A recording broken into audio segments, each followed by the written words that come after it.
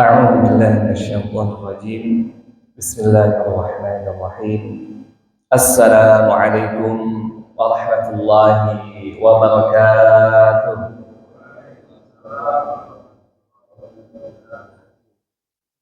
الحمد لله رب العالمين وبه نستعين على أمور الدنيا والدين والصلاة والسلام على أشرف الأنبياء والمرسلين سيدنا محمد وعلى آله وأصحابه أجمعين وبعد. Yang saya hormati Ketua DKM Masjid Nurul Iman beserta seluruh jajaran pengurusnya, juga yang saya hormati seluruh Ketua Majelis Ta'lim Masjid Nurul Iman beserta seluruh jajaran pengurusnya. Tidak lupa segenap jamaah salat subuh Masjid Nurul Iman yang Allah muliakan dan selalu saya banggakan.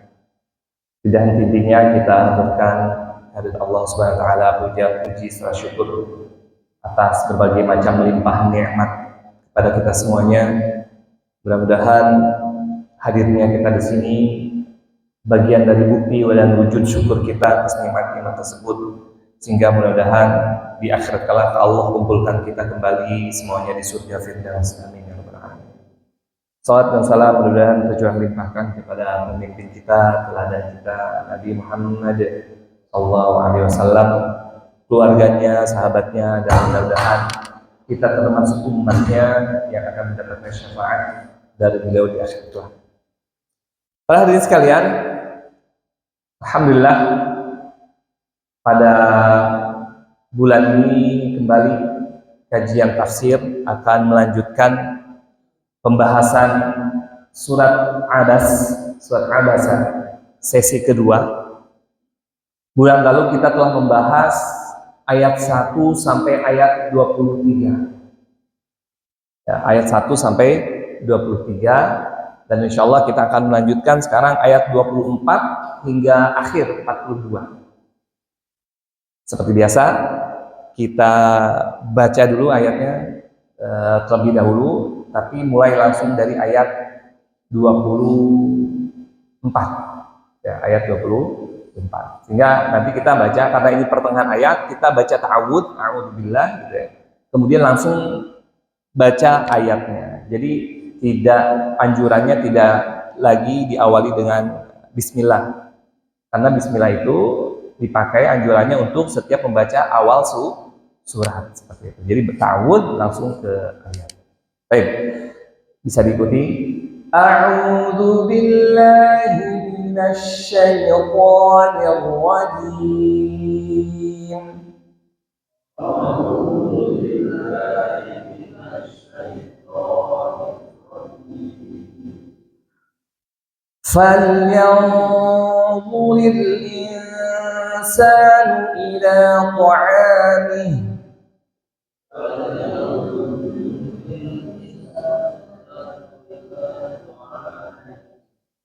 أنا صببنا الماء صبا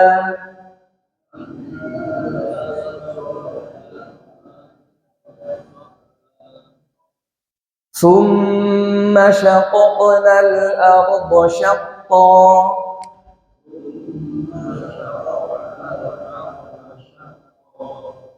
فأنبتنا فيها حبا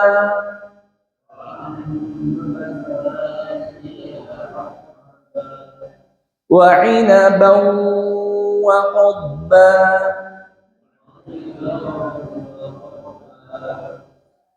وزيتونا ونخلا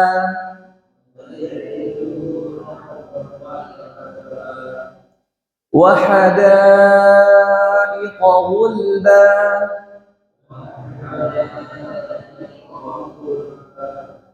وفاكهة وأبا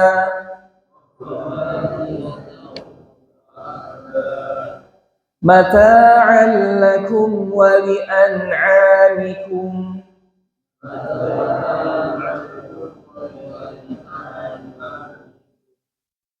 فإذا جاءت الصاخة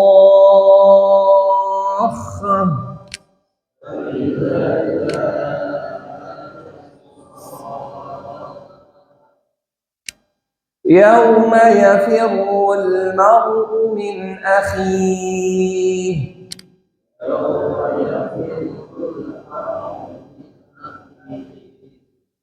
وأمه وأبيه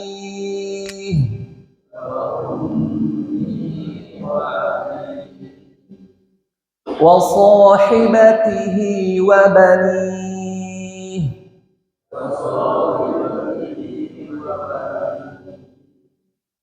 لكل امرئ منهم يومئذ شأن يغنيه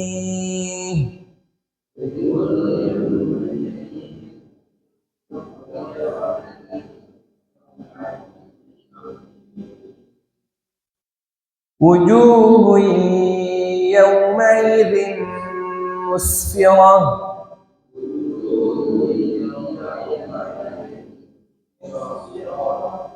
ضاحكة مستبشرة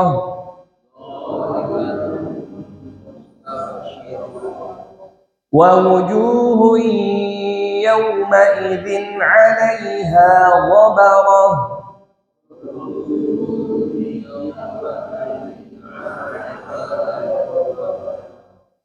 ترهقها قترة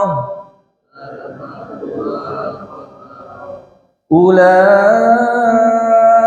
هم الكفرة الفجرة.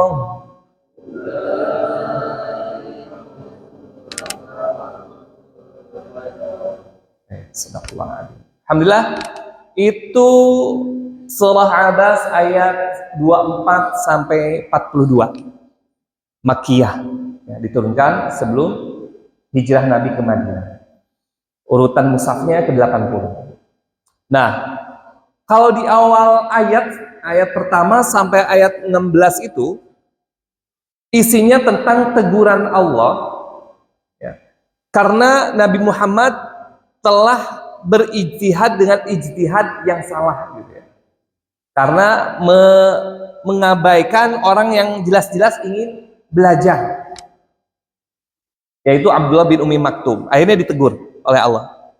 Pembahasannya 1 sampai 16. Kemudian di ayat 17 sampai 23-nya Allah ingin kita semuanya merenung. Kenapa kita harus sombong sampai-sampai bahkan kafir menentang, ya, keimanan, menentang perintah Allah, ya, karena kesombongannya tadi. Padahal manusia diciptakan dari sesuatu yang hina. Air mani itu penjelasan ayat 17 sampai 23. Ini Allah ingin merenung, gitu, dengan penciptaan, bagaimana kuasa Allah menciptakan dirinya. Padahal Allah ciptakan kita dari sesuatu yang hina, yang kita anggap hina. Nah, di ayat berikutnya 24 sampai selanjutnya Allah tetap ingin kita merenung tentang kekuasaan Allah, tapi dari sesuatu di luar kita.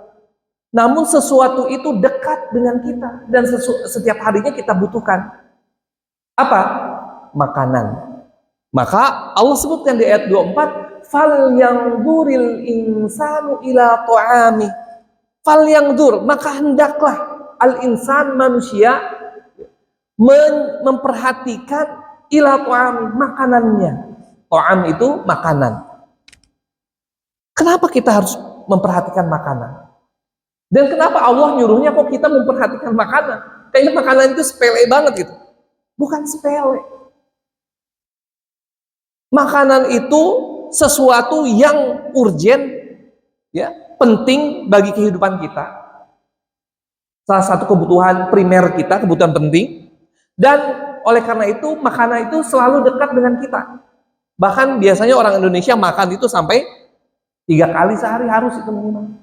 Apalagi harus ada nasi. Kalau belum makan nasi belum dianggap makan istilahnya. Padahal lontong udah berapa biji itu sarapan. Tapi bilangnya belum makan, gitu. Nah, maka Allah ingin kita merenung. Coba perhatikan makanan kalian. Itu dari mana emang makanan yang kita makan setiap hari itu dari mana? Apakah benar emang kamu yang bikin semuanya? Coba perhatikan dari mana asalnya. Sumbernya dari mana, tumbuh dari mana, siapa yang menumbuhkan. Ya, airnya segala macam dari mana coba? Coba mikir. Walaupun mungkin makanan itu kita yang membeli, tapi sumbernya itu dari mana? Maka Allah menyebutkan setelahnya di ayat 25-nya, ya, setelah Allah mengajak kita untuk memperhatikan makanan kita, maka Allah jelaskan bahwa semuanya itu dari Allah. Anna, ayat 25-nya, anna sobabnal ma'a sobba. Sesungguhnya kamilah yang telah sobabna, ya, mencurahkan air sobba yang melimpah dari langit. Jadi misalnya semua jenis makan yang kita makan pasti sumbernya itu dari tanah. Dari bahan dasarnya itu tanah. Entah itu gandum, termasuk padi, ya. Kita makan apa? Beras, bukan beras, kita makannya nasi. Cuman sumbernya dari asalnya dari beras gitu. Itu kan semuanya produk tanah ya. Tanahnya milik Allah. Air yang menumbuhkan padi juga semuanya dari siapa? Dari Allah. Maka Allah tegaskan, an-nafsobabnal ma, itu air yang menumbuhkan dan menyuburkan tanaman kalian, buah-buahan padi kalian, itu Allah. Saya gitu yang menumbuhkan. Kalau Allah menyetop air yang turun dari langit, itu gimana nasibnya itu? Padi. Allah ingin kita merenung gitu. Itu dari mana? Kalau Allah aja stop, Allah nggak ngasih air dari langit gitu ya, maka mati itu semuanya, padi, gandum, beras nggak bisa tumbuh. Anna sobabnal ma'a sobba. Kemudian Allah tegaskan di ayat 26-nya, thumma syaqqaqnal arda syaqqa. Setelah Allah curahkan air yang membasahi kebun kita, sawah kita, kemudian thumma syaqqaqna, kami belah. Ya, kami belah apa? Al-ardo, bumi, syakko, dengan sebaik-baiknya. Artinya setelah biji atau bibit ditanam ya di tanah, kemudian disiram air, akhirnya apa? Tanah itu terbelah. Keluarlah pucuk misalnya. Itu siapa? Allah yang membelah. Kita ingin merenung, Allah ingin ngajak kita merenung itu semuanya gitu. Tsumma syaqqaqnal arda syaqqa. Makanya Allah tegaskan selanjutnya di ayat 27, fa ambatna fiha habba. Maka kami, kata Allah, kami itu tumbuhkan fiha, di sana, di tanah tersebut yang sudah basah, yang sudah terbelah, habba, biji-bijian. Allah tegaskan fa ambatna, kami, Allah lah yang telah menumbuhkan dan menyuburkan sawah kalian, buah-buahan. Sehingga nggak ada istilah kita harus menyombongkan diri gitu. Oh, ini berkat kemampuan saya, berkat teknologi saya, hingga apa, sawahnya, kebunnya itu tumbuh subur, menghasilkan. Bukan. Itu semuanya dari Allah. Tidak pantas kita untuk menyombongkan diri. Apalagi di hadapan Allah. Naudzubillah. Itu semuanya Allah. Allah tegaskan di ayat 27 ini, fa'ambatsna fiha habba. Maka kami tumbuhkan di tanah tersebut apa? Habba, biji-bijian. Kemudian apa? Di ayat berikutnya, wa'inabau wa qadba, dan anggur wa qadba. Qadba itu sayur-sayuran. Itu dari Allah juga. Allah ingin mengajak, itu kan semua yang biasa kita makan lah sehari-hari. Wa inab itu anggur, qadba itu sayur-sayuran.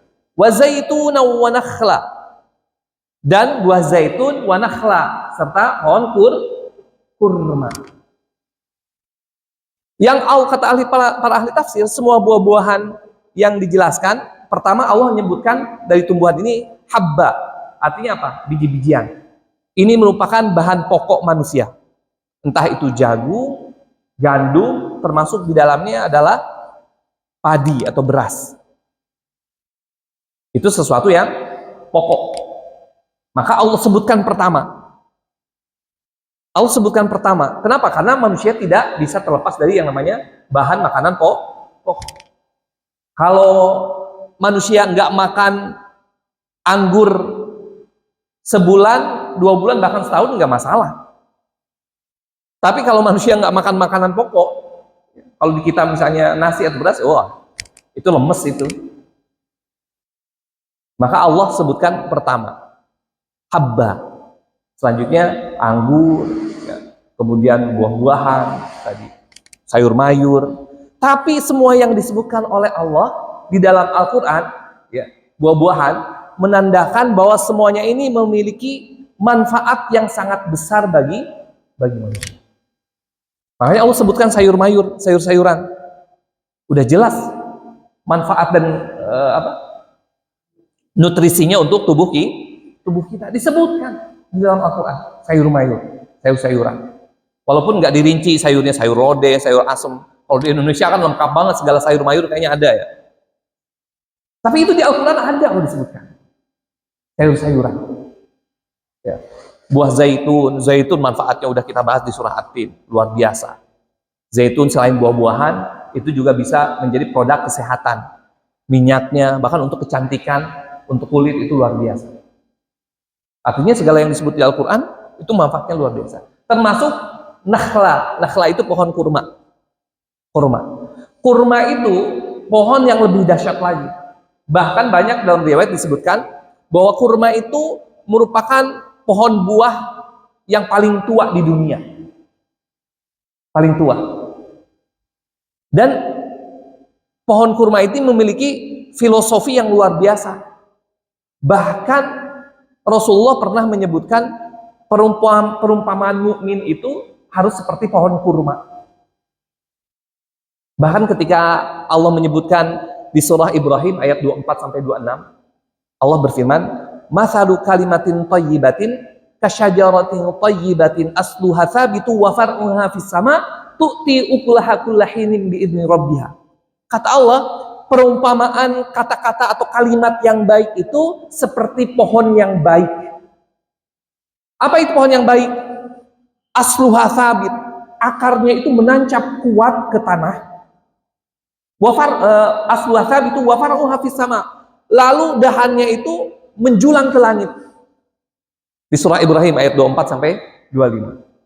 Tidak hanya itu, tu'ti ukulaha kullahinin biidzni rabbiha. Pohon tersebut bisa memberikan manfaat dengan memberikan buah-buahan. Buah-buahan kepada orang lain kullahin setiap waktu. Jadi perumpamaan kata-kata yang baik itu bisa menancap kuat, menjulang tinggi dahannya, tangkainya, lalu menyebar banyak kebaikan dan manfaat. Kemudian kata Nabi setelah mengucapkan ayat ini, hiyan nakhlah. Yang dimaksud pohon ini adalah pohon kurma. Itu luar biasa dahsyat. Bapak Ibu sekalian, waktu umrah itu akhir tahun kemarin, saya ngobrol dengan petani kurma. Biasanya kalau itu kan suka ke kebun kurma yang di Madinah itu. Beliau menjelaskan bagaimana kurma itu tumbuh. Jadi kurma itu ya setelah dari bijinya itu dikeringkan segala macam, kemudian ditanam di tanah, di dalam tanah. Kemudian setelah itu ditindihin batunya batu besar. Ditindihin batu setelah biji kurmanya ditanam, itu ditindihin oleh batu. Tujuannya apa? Ternyata ditindihin batu tujuannya supaya apa? Kurma itu tidak bisa naik dulu, tapi apa? Menancapkan akarnya tumbuh ke bawah. Bahkan katanya akar kurma itu bisa menancap ke bawah hingga ratusan meter.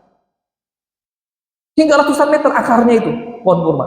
Setelah akarnya kuat menancap ke bawah, baru setelah maksimal ke bawah, baru sudah kuat, dia bisa menembus batu yang menutupinya tadi. Des.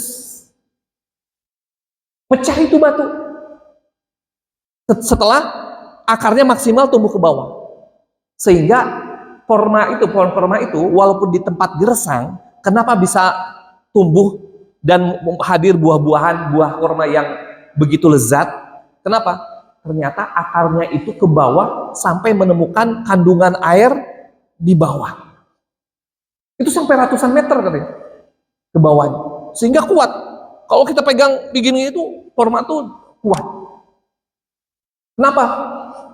Ratusan meter nancap ke bawah akarnya hingga menemukan air di bawah.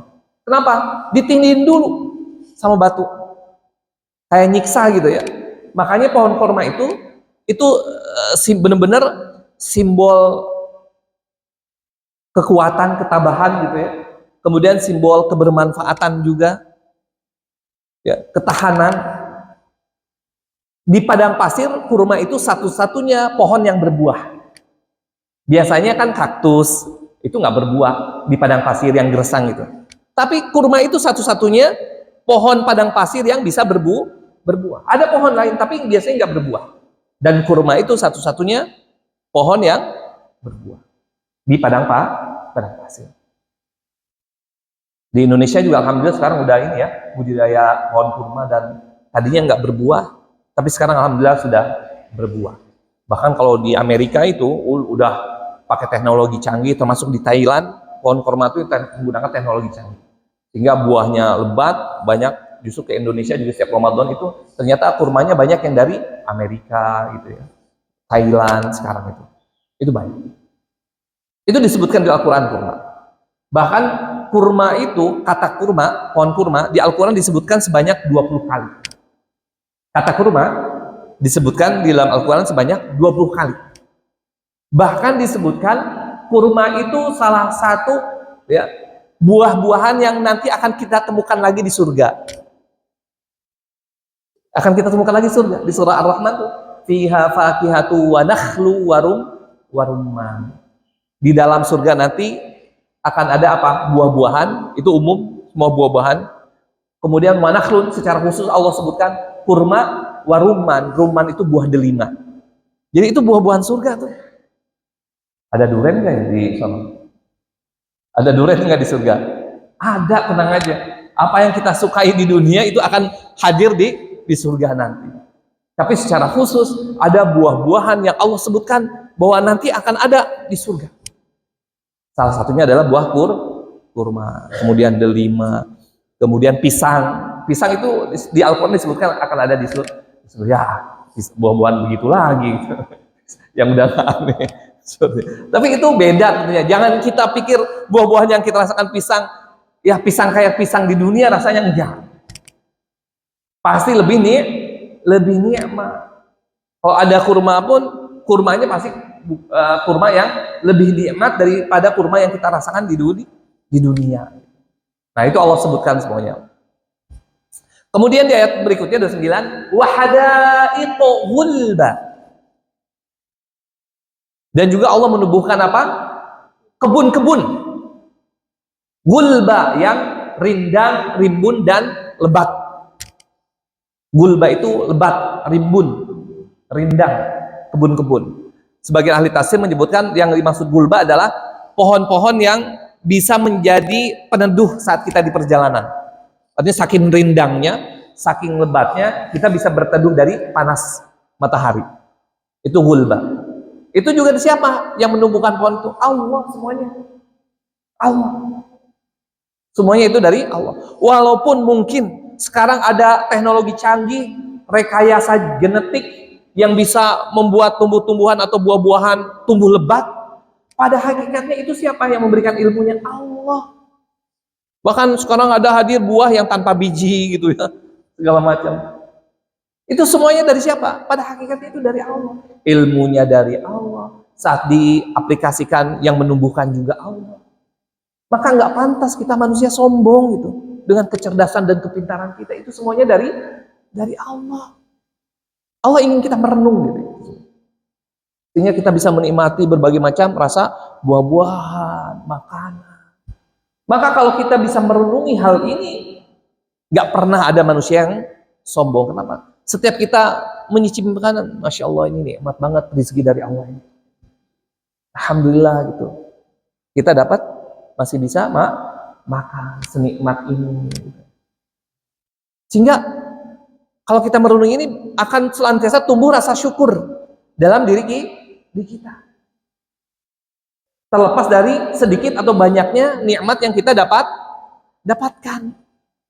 Makan cuman bisa pakai nasi dan tempe, bisa makan, masya Allah nikmat banget. Nah, kalau orang bersyukur memahami ini, nikmat banget ini masih bisa makan. Mungkin saudara-saudara kita di Palestina nggak bisa makan seperti ini, udah berhari-hari sampai pada kurus. Sehingga apa? Bersyukur kita gitu. Tapi kalau kita nggak bisa merenungi ini apa? Makan udah pakai opor ayam, rendang gitu ya, sayuran segala macam. Aduh nggak enak banget nih makanan. Sampai ucapan seperti itu. Naudzubillah. Dia nggak bersyukur. Udah dikasih rezeki seperti itu, ya dibanding orang lain yang mungkin lebih rendah, tapi masih nggak bersyukur. Nah kurang merenungi, nggak merenungi hal seperti ini. Wahada iqobul badan, kebun-kebun yang lebah terindah itu dari Allah. Wa fakihatan wa abba, dan juga apa? Fakihah itu buah-buahan, berbagai jenis buah-buahan. Wa abba itu apa? Rerumputan. Abba itu rumput. Semuanya dari mana? Dari Allah. Dari Allah buah-buahan yang kita makan. Rumput yang dimakan oleh hewan ternak kita. Maka Allah tegaskan berikutnya, mata'allakum wali an'amikum. Semua itu yang tadi Allah telah sebutkan, mata'allakum, untuk kesenangan kalian wahai manusia. Loh, untuk kesenangan manusia. Mata itu kesenangan, kenikmatan yang bisa kita nikmati. Wali an'amikum, dan juga untuk hewan-hewan ternak kalian. Allah tegaskan, ini kita yang buat, kita yang menciptakan, kita yang menumbuhkan, kita yang merawat, mengairi. Itu untuk semuanya untuk kalian wahai manusia. Semuanya buat kalian, bukan untuk kita, kata Allah. Itu semuanya buat kalian. Untuk kalian nikmati, silakan itu. Nikmati. Dan Allah nggak minta ganti. Nggak minta ganti berupa dengan bentuk nilai uang gitu, bayar, enggak, itu semuanya gratis buat kalian. Yang Allah minta apa?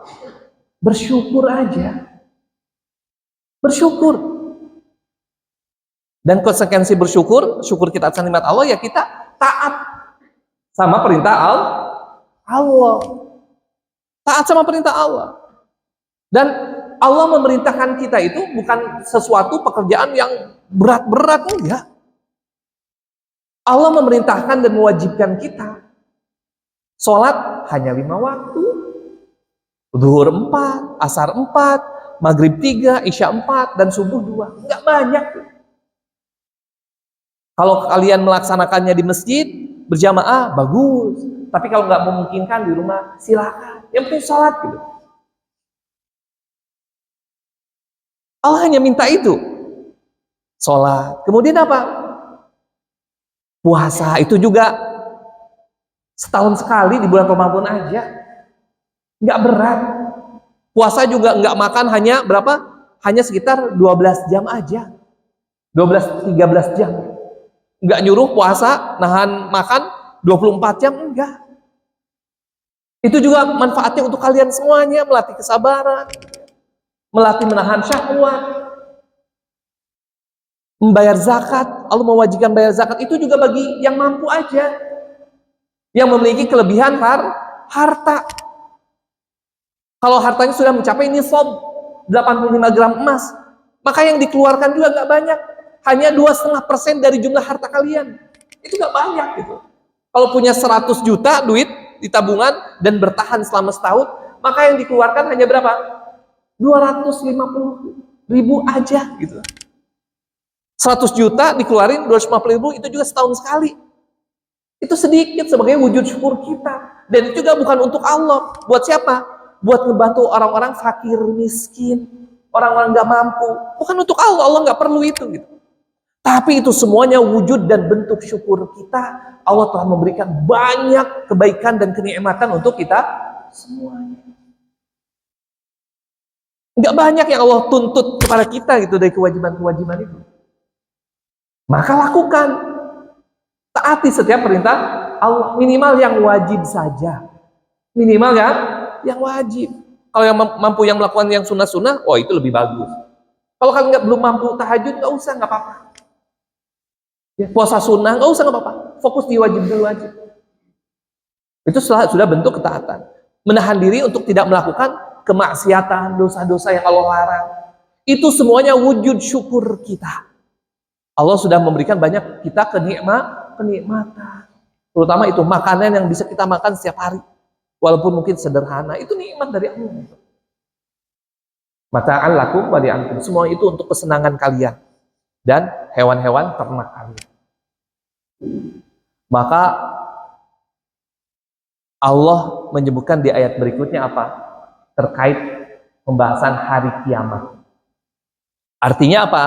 Kata para ahli tafsir, setelah Allah menyebutkan kenikmatan-kenikmatan duniawi yang Allah berikan, kata Allah, itu sementara. Ingat, semua makanan tadi yang kalian makan, buah-buahan yang bisa kalian nikmati semuanya di dunia itu sementara.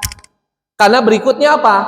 Fa'idha ja'atis maka apabila datang suara yang memekakan. Apa itu suara memekakan? Suara kencang, tiupan sangkakala. Maka kalau sudah ada tiupan sangkakala, kenikmatan tadi buah-buahan segala macam itu hilang. Kenikmatan dunia habis, sudah. Karena itu sifatnya sementara, fana. Berikutnya kalian memasuki alam akhirat. Fa'idha ja'atis apabila datang suara yang memekakan. Para ahli tafsir sepakat itu tiupan sangkakala, suara memekakan. Kala tuh suara son horeg dia, yang viral, son horeg gitu, yang wah itu suara sangkakala, tiupan sangkakala lebih dahsyat suaranya. Bahkan kisah kaum Samud itu kaumnya Nabi siapa? Nabi Saleh. Itu kan ketika tidak mau beriman, udah diturunkan Nabi Saleh, nggak mau beriman juga, dakwah malah menentang.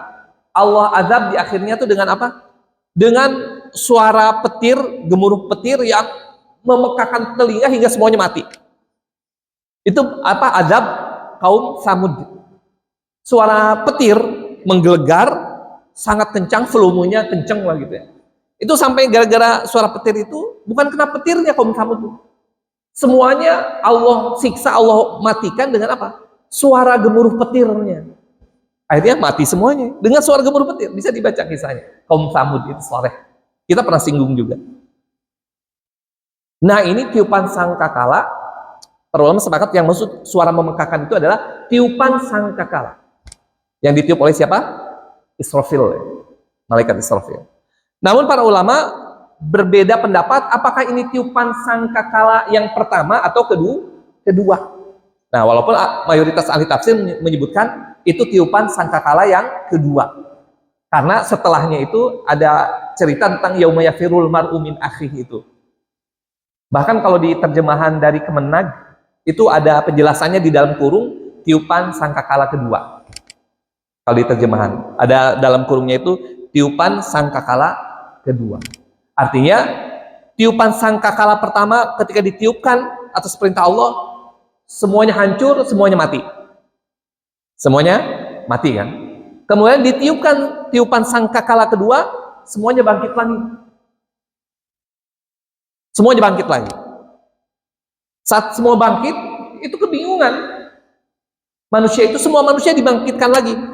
Dari yang mati zaman Nabi Adam, manusia pertama, sampai nanti yang pada mati di hari kiamat nanti, itu semuanya pas ditiupin sangkakala yang kedua, itu semuanya bangkit. Maka saat itu apa? Di ayat berikutnya, yauma yafirrul mar'u min akhihi. Pada hari itu manusia lari dari saudaranya. Lari itu dari saudaranya. Bahkan lebih jauh lagi, wa ummihi wa abi. Dia juga lari dari ibunya dan bapaknya. Wa sahibatihi wa bani, dan juga lari dari siapa? Istri dan anak-anaknya. Orang-orang yang sebelumnya saat hidup di dunia itu dekat dengan kita, memperhatikan kita, peduli sama kita, pada saat itu semuanya mikirin diri sendiri. Nggak ada yang peduli. Semuanya lari memikirkan nasib masing-masing. Padahal saat di dunia kan ibu, bapak kita memperhatikan kita. Jatuh dikit aja kita khawatir. Kita udah besar, jauh nggak pulang aja ditelepon, gimana kabarnya segala macam. Kita sama anak kita kan seperti itu ya.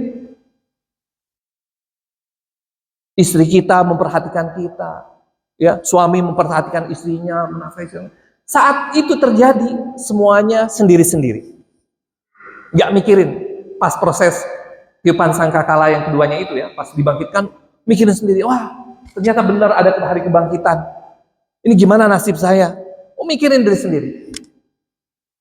Makanya ditegaskan di ayat berikutnya, likulli imri'in minhum yauma idzin sya'nun yughni. Setiap orang di antara mereka, setiap orang dari mereka yang semua dibangkitkan tadi, sya'nun, memiliki urusan, yughni, yang menyibukkannya. Setiap orang memiliki urusan yang menyibukkannya. Artinya apa urusan ini? Maksudnya memikirkan nasib saya saat hari persidangan nanti. Aduh, ini gimana nasib saya? Ketika di dunia banyak berbuat dosa juga, banyak melanggar perintah Allah nih. Mereka memikirkan nasib, aduh gimana? Selalu berbuat bohong, berbuat curang, mendolimi tetangga. Sibuk mikirin, aduh gimana nasib saya nanti? Bahkan kata Nabi kan nanti pas dibangkitkan kita dalam keadaan apa? Di hadis riwayat Bukhari, kata Nabi SAW, innakum mahsyuruna hufatan uratan ghulla. Kata Nabi, sesungguhnya kalian saat di padang mahsyar nanti dibangkitkan dalam keadaan apa? Tidak beralas kaki, artinya nyeker.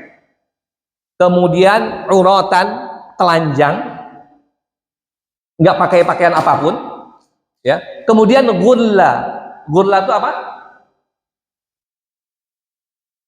Dalam keadaan belum disunat lagi, belum disunat. Itu hadis sahih riwayat Bukhari. Jadi saat kita dibangkitkan itu semuanya telanjang, tidak beralas kaki, ngeker, nggak pakaian sehelai pakaian pun, dan belum kembali tidak disunat. Seperti awal, kama bada'na awala khalqin nu'idu. Seperti kami menciptakan kalian awal ciptaan, maka saat dibangkitkan kami kembalikan seperti itu pula. Kita kan lahir telanjang, belum sunat sekarang. Nah, saat itu dibangkitkan seperti itu. Sampai-sampai Aisyah ketika mendengar hadis ini bertanya kepada Nabi, "Lah, Rasulullah kok telanjang? Nanti kita dibangkitkan kenapa telanjang? Kan bukankah laki-laki dan perempuan nanti digabung?" Iya, laki-laki perempuan digabung semuanya, dikumpulkan di padang mahsyar itu. Lah gimana melihat orang? Kata Nabi, likulli imri'in minhum yauma idzin sya'nun yughni. Setiap orang itu sibuk dengan memikirkan urusannya. Saking dahsyat dan gentingnya perkara hari kebangkitan kelak, orang nggak mikirin apa perempuan lawan jenisnya yang bertelanjang, nggak bakal kepikiran seperti itu. Kata Nabi nggak bakal kepikiran seperti itu. Saking dahsyatnya perkara hari kebangkitan nanti. Nggak bakal kepikiran, wah itu cewek cakep, nggak pakai baju setelah itu, nggak bakalan. Yang ada mereka memikirkan nasib mereka, selamat atau celaka. Selamat atau celaka. Aduh, ketika di dunia ini gimana amalan saya? Mereka memikirkan itu saking dahsyatnya gentingnya, nggak mikir. Ada cewek cakep nggak pakai baju, ya. Karena apa? Pilihannya di akhirat kelak, hari kiamat kelak, ada dua golongan. Hanya ada dua golongan saja. Golongan selamat, golongan yang celaka. Nggak ada golongan kayak PNS gitu ya. Golongan 1, golongan 2, golongan 3, golongan 4. Gitu. Masih ada ya ASN kan golongan-golongan. Kalau di akhirat kelak, hari kebangkitan itu cuma ada dua golongan. Golongan selamat, golongan yang celaka. Kita mau milih yang mana? Nah, nanti ada tanda-tandanya disebutkan di ayat berikutnya. Wujuhu yauma idzin musfirah. Pada hari itu nanti ada wajah-wajah yang berseri-seri. Jadi ada yang berseri-seri wajahnya tuh, tenang, senyum. Kenapa? Dia yakin, ya, dia ditanamkan dalam hati dan jiwanya apa? Kebahagiaan, karena saat di dunianya dia hidup dengan penuh kesyukuran, taat kepada Allah, keimanan, ketakwaan. Sehingga apa? Saat hari kebangkitan nanti, wujuhu yauma idzin musfirah, wajahnya itu berseri-seri. Bahkan di ayat berikutnya, dhahikatum mustabsyirah. Di ayat 27-nya tuh. Dia tertawa lagi riang gembira, gembira ria. Masya Allah. Di saat yang lain panik, ya, khawatir, gelisah, ada orang-orang yang justru wajahnya berseri, dia tertawa-tawa, ya, kemudian apa? Gembira ria. Kenapa? Karena saat hidup di dunianya penuh dengan perjuangan, ya, dia sabar ketika diuji dengan kesulitan. Saat di akhiratnya tertawa berseri-seri. Mungkin di dunia dia banyak nangis gitu, menahan sabar, doa sama Allah, diberikan kemudahan jalan keluar, Allah uji bertubi-tubi. Dia di dunia nangis, memohon kepada Allah diberikan kemudahan segala macam, dengan berbagai macam ujian. Dia terus ibadah, taat. Dia di dunianya lelah mungkin, ya, melaksanakan perintah Allah, kewajiban. Tapi pada akhirnya saat hari kebangkitan dia mendapatkan balasannya. Wajahnya berseri, ya, penuh dengan kebahagiaan, kegembiraan. Berbeda dengan orang-orang yang mungkin saat di dunianya dia banyak tawa-tawa, hura-hura, riang-riang, ya. Di dunia, di akhiratnya kelak mungkin pilihan kedua, sebagaimana yang disebutkan dengan ayat ke-28, ayat ke-40-nya. Apa ayat 40-nya? Wa wujuhu yauma idzin 'alaiha ghabar. Dan pada hari itu pula, kata Allah, pada hari itu pula, saat kebangkitan itu, ada wajah-wajah yang apa? Suram, ditutupi oleh debu. Ghabar itu artinya debu. Jadi wajah-wajah yang tertutupi debu, maksudnya wajahnya suram. Nah, ghabar itu ada yang menafsirkan para ulama bahwa karena saat itu tuh matahari itu jaraknya didekatkan jaraknya jadi 1 mil. Di hadis sebutkan matahari itu jaraknya 1 mil. Maka orang-orang yang ketika di dunianya banyak mengingkari perintah Allah, orang kafir, orang yang banyak maksiat, itu keringatnya itu ngucur nggak habis-habis sampai menutupi wajahnya, sehingga wajahnya itu apa? Suram, gelap, ya, penuh debu. Bahkan di ayat ke-41-nya, tarhaquha qataroh, tertutupi oleh kegelapan. Qataroh itu kegelapan. Maksudnya apa? Ya gelap wajahnya. Tapi ada yang menafsirkan maksud kegelapan di sini adalah kesusahan, ya, kesulitan di akhirat. Dia kenapa mendapatkan seperti itu? Itu akibat dari perbuatannya saat di dunia. Sebelum Allah hukum, maka saat persidangannya aja sudah Allah tunjukkan itu. Itu kan saat persidangan, ya, di padang mahsyar saat dikumpulkan. Itu udah Allah tunjukkan ciri-ciri mana orang yang selamat, mana orang yang celaka. Udah Allah tunjukkan tanda-tandanya. Masya Allah. Kalau yang selamat, wajahnya berseri-seri, tertawa, riang gembira. Dan sebaliknya, orang yang celaka dari situnya udah wajahnya tuh suram, ya, tertutup debu, gelap. Itu sebagai tanda-tanda. Dan siapa yang orang celaka? Di ayat 42-nya Allah menutup, ulaika humul kafaratul fajar. Mereka itulah yang tadi wajahnya tertutup debu, yang penuh dengan kegelapan, ya, simbol kesusahan, kesulitan gitu, ya, di saat hari kebangkitan itu. Mereka itulah orang-orang kafir yang durhaka. Kafaroh itu kafir, kekufuran. Fajaroh itu fajir, orang yang durhaka, banyak mendolimi orang. Jadi fajaroh itu kata para ulama, kemaksiatan yang dilakukan secara verbal atau fisik, menyakiti orang lain, suka mukul, suka mendolimi, kemudian suka bohong, suka menipu. Nah itu fajaroh, disebut fajir. Orang durhaka karena perilaku verbal atau fisik kepada orang lain. Nah, kalau kita nggak mau menjadi golongan yang kedua, maka hindari perilaku yang bisa menjerumuskan kita ke kufuran tadi dan kefujuran tadi gitu. Hindari perbuatan yang membuat kita kufur dan durhaka. Dengan apa? Nah, kufur itu kan bukan hanya kufur keluar dari Islam, kafirnya. Kufur itu bisa kufur nikmat juga bisa tadi. Makanya kata Allah apa? La in syakartum la azidannakum wa la in kafartum inna adzabi lasyadid. Kalau kalian syukur terhadap nikmat-nikmatku, maka aku akan tambah, kata Allah. Tapi kalau kalian kufur terhadap nikmat-nikmatku, maka aku akan siksa kalian. Itu kan jelas perintah Allah. Sehingga khawatirnya setelah Allah menjelaskan tadi di ayat 24 ya, sampai sekitar 28 ayat 30 itu 33 itu kan tentang kenikmatan yang Allah berikan buat kita semuanya ya. Itu kenikmatan dari Allah. Maka khawatir kalau kenikmatan tersebut yang Allah berikan buat kita justru membuat kita semakin membangkang dari perintah Allah, semakin jauh dari Allah. Itu salah satu bentuk kekufuran kita. Sehingga dampaknya apa? Nanti kelak di akhirat. Mungkin belum Allah adab langsung di dunia mungkin. Tapi di akhirat itu, na'udzubillah, lebih ngeri. Lebih ngeri.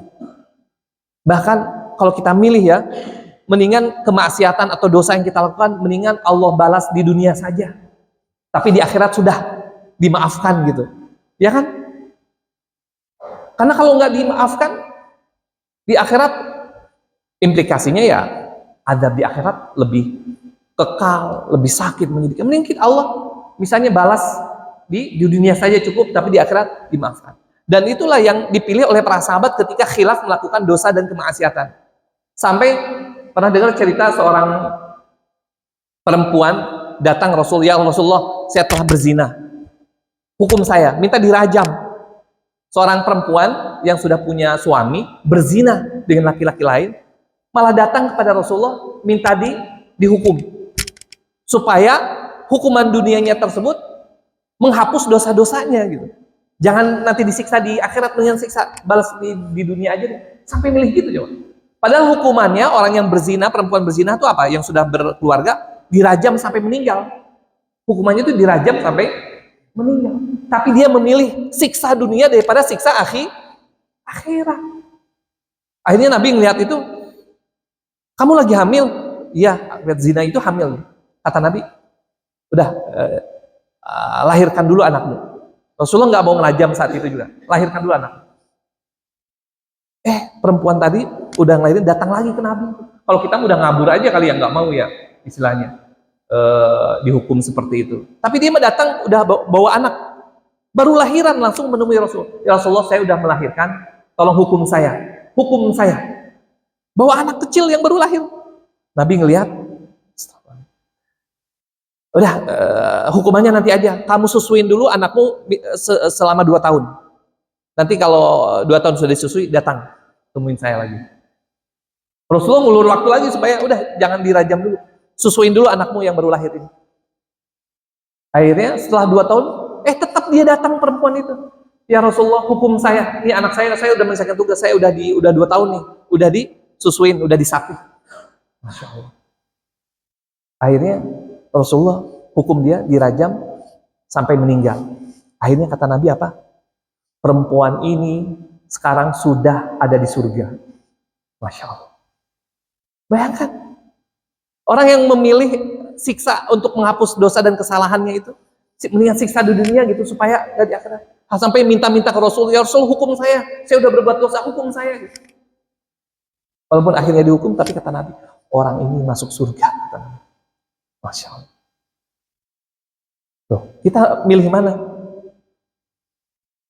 Adab di dunia atau akhirat? Kalau kita milih, ya mendingan di dunia. Kalau kita berbuat salah, diadab gitu ya oleh Allah, ditegur dengan apa gitu. Tapi yang penting di akhirat selamatlah gitu. Seperti itu. Walaupun kita inginnya di dunia selamat gitu ya, di akhirat juga selamat gitu. Ya kalau mau seperti itu ya kita harus siap taat perintah Allah, menghindar dari segala bentuk kemaksiatan. Tapi manusia biasanya kan nggak bisa terlepas dari namanya khilaf dan kesalahan ya. Khilaf selalu seperti itu.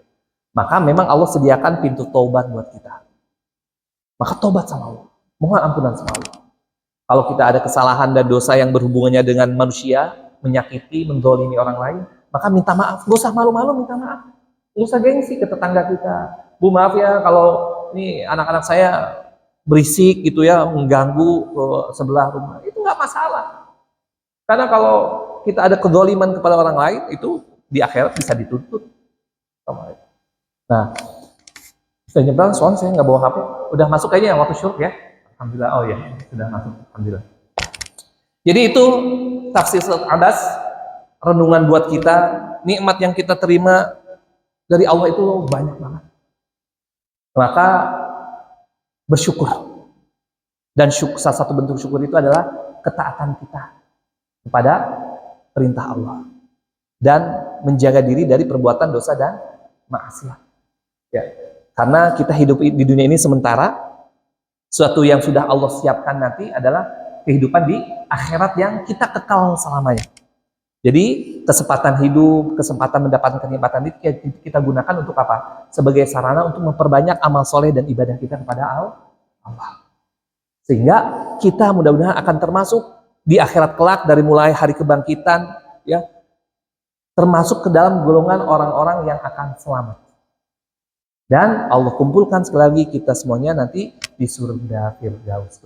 Amin amin ya rabbal alamin. Demikian yang bisa saya sampaikan.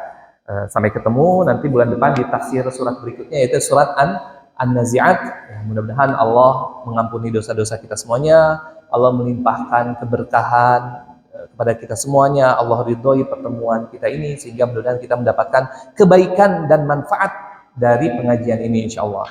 Yang sedang sakit mungkin Allah angkat penyakitnya, Allah segera berikan kesehatan. Yang sedang banyak urusan Allah mudahkan segala urusannya, yang sedang banyak kesulitan Allah berikan jalan keluar yang terbaik untuk kita semuanya. Allah lapangkan rezeki kita semuanya, Allah jadikan keluarga kita keluarga yang sakinah mawaddah warahmah, yang penuh berkah. Allah jadikan anak-anak kita anak-anak yang soleh dan soleha, yang menjadi qurrata ayun bagi orang tuanya. Dan mudah-mudahan kita semuanya Allah wafatkan dalam keadaan husnul khatimah ala hadiniya wa kulli niyatin shalihah. Al-Fatihah. A'udzubillahi minasyaitonir Alhamdulillah rabbil alamin. Ihdinas siratal mustaqim. Astaghfirullahaladzim, astaghfirullahaladzim, astaghfirullahaladzim. Hamdan syakirin, hamdan na'imin, hamdan yuafi ni'amahu wa yukafi mazidah. Ya Rabbana lakal hamdu wa lakal syukru kama yanbaghi li jalali wajhikal karim wa 'azimi sultanik. Allahumma shalli ala sayyidina Muhammad wa ala ali sayyidina Muhammad. اللهم اغفر للمسلمين والمسلمات والمؤمنين والمؤمنات الأحياء منهم والأموات إنك سميع قريب مجيب الدعوات ويا قاضي الحاجات. ربنا اغفر لنا ولوالدينا وارحمهم كما ربونا صغارا.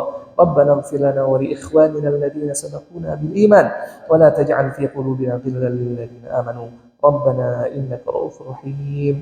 ربنا هب لنا من أزواجنا وذريتنا قرة أعين واجعلنا للمتقين إماما. اللهم اجعل جمعنا هذا جمعا مرحوما وتفرقنا بعد هذا تفرقا معصوما.